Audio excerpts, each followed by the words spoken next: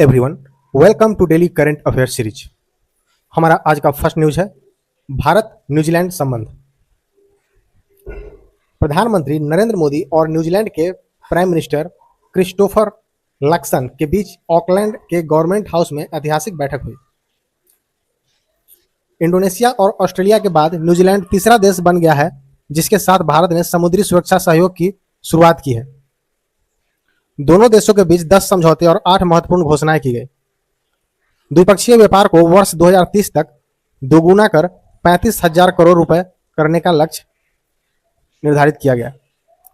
भारतीय सेना और न्यूजीलैंड रक्षा बल के बीच पारस्परिक रसद सहायता का समझौता भी हुआ।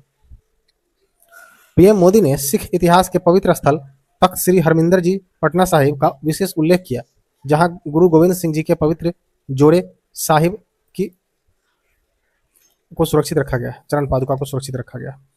हमारा अगला न्यूज है world directory of modern military aircraft ranking 2026। इस रिपोर्ट के अनुसार भारतीय वायुसेना दुनिया में तीसरी सबसे मजबूत और सर्वश्रेष्ठ वायुसेना बनी हुई है। इस रैंकिंग में भारत ने लगातार 5वीं बार चीन को पीछे छोड़ दिया है। शीर्ष 3 देश, फर्स्ट रैंक पर अमेरिका है, सेकेंड रैंक पर रूस और थर्ड रैंक पर भारत। हमारा अगला न्यूज है स्कूलों में डिजिटल लर्निंग पीजीआई रिपोर्ट 2025-26। शिक्षा मंत्रालय द्वारा जारी परफॉर्मेंस ग्रेडिंग इंडेक्स रिपोर्ट 2025-26 के अनुसार देश के 40% जिले डिजिटल लर्निंग के मामले में बेहद फिसड्डी साबित हुए हैं।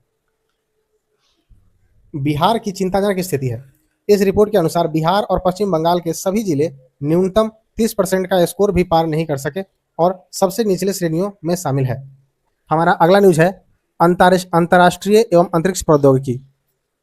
अमेरिका फेडरल कम्युनिकेशन कमीशन ने अंतरिक्ष में विशाल सौर दर्पण लगाकर पृथ्वी पर जरूरत के मुताबिक धूप पहुंचाने की महत्वाकांक्षी परियोजना एरेंडिल-1 सैटेलाइट के परीक्षण की मंजूरी दे दी है।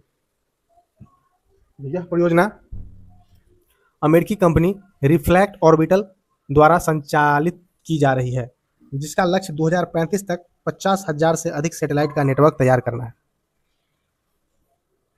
यह तकनीक आपदा प्रबंधन, कृषि और रात के समय औद्योगिक गतिविधियों में अत्यधिक उपयोगी साबित हो सकता है, जो करीब 5 किलोमीटर के क्षेत्र को रोशन कर सकेगी।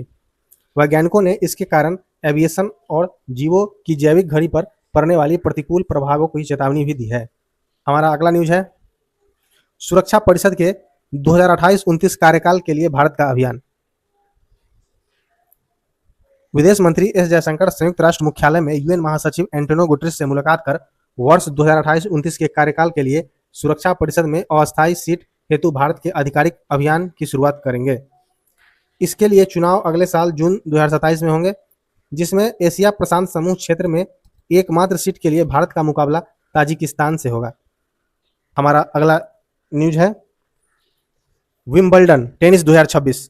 चेक गणराज्य की 21 वर्षीय लिंडा नोस्कोवा ने कैरोलिना मुचोवा को हराकर अपने कैरियर का पहला ग्रैंड स्लैम विंबलडन महिला सिंगल्स का खिताब जीता।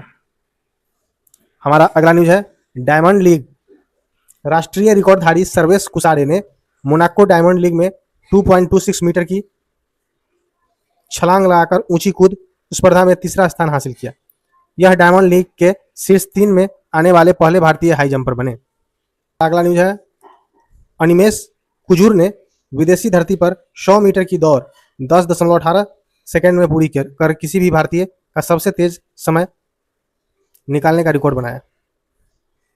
एशियाई चैंपियनशिप की स्वर्ण पदक विजेता नीरू ढांडा ने महिला ट्रैप स्पर्धा में स्वर्ण पदक जीतकर अपने कैरियर का पहला व्यक्तिगत विश्व कप स्वर्ण जीता।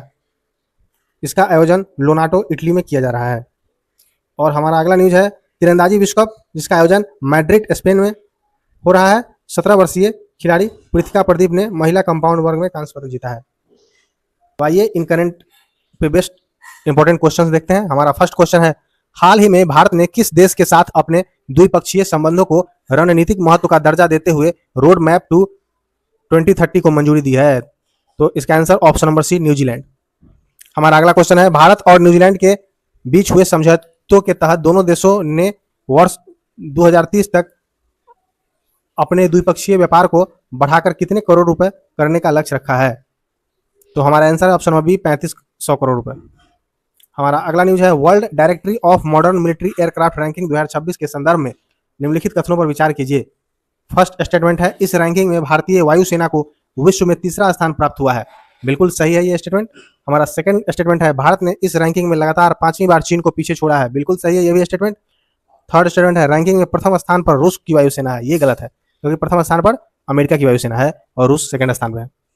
तो ऑप्शन नंबर सी सही हो जाएगा, केवल 1 और 2। हमारा अगला न्यूज है हाल ही में शिक्षा मंत्रालय द्वारा जारी performance grading index PGI report 2025-26 के अनुसार डिजिटल लर्निंग के मामले में किस राज्य के सभी जिले न्यूनतम 30% स्कोर भी हासिल नहीं कर सके। तो हमारा आंसर है ऑप्शन नंबर सी बिहार और पश्चिम बंगाल। हमारा अगला क्वेश्चन है अंतरिक्ष में जरूरत के मुताबिक पृथ्वी पर धूप पहुंचाने वाली विशाल सौर दर्पण परियोजना को हाल ही में किस देश के नियामक द्वारा मंजूरी दी गई है। तो इसका आंसर है ऑप्शन नंबर बी अमेरिका। हमारा अगला क्वेश्चन है संयुक्त राष्ट्र सुरक्षा परिषद में वर्ष 2028-29 कार्यकाल के लिए अस्थायी सीट हेतु एशिया प्रशांत समूह श्रेणी में भारत का मुकाबला किस देश से होगा। तो इसका आंसर है ऑप्शन नंबर सी ताजिकिस्तान। हमारा अगला क्वेश्चन है मोनाको डायमंड लीग में 2.26 मीटर की कूद के साथ प्रतिष्ठित डायमंड लीग के शीर्ष 3 में स्थान बनाने वाले पहले भारतीय ऊंची कूद एथलीट कौन बन गए हैं। तो हमारा आंसर है ऑप्शन नंबर बी सर्वेश कुसारे। हमारा अगला क्वेश्चन है हाल ही में आयोजित विंबलडन टेनिस चैंपियनशिप 2026 में महिला सिंगल्स का प्रतिष्ठित खिताब किसने जीता। तो हमारा आंसर है Linda Noskova, option number D. हमारा अगला क्वेश्चन है इटली के लोनाटो में आयोजित आईएसएसएफ शॉट गन विश्व कप की महिला ट्रैप स्पर्धा में किस भारतीय निशानेबाज ने स्वर्ण पदक जीता है। तो हमारा आंसर है option number A Neeru Dhanda.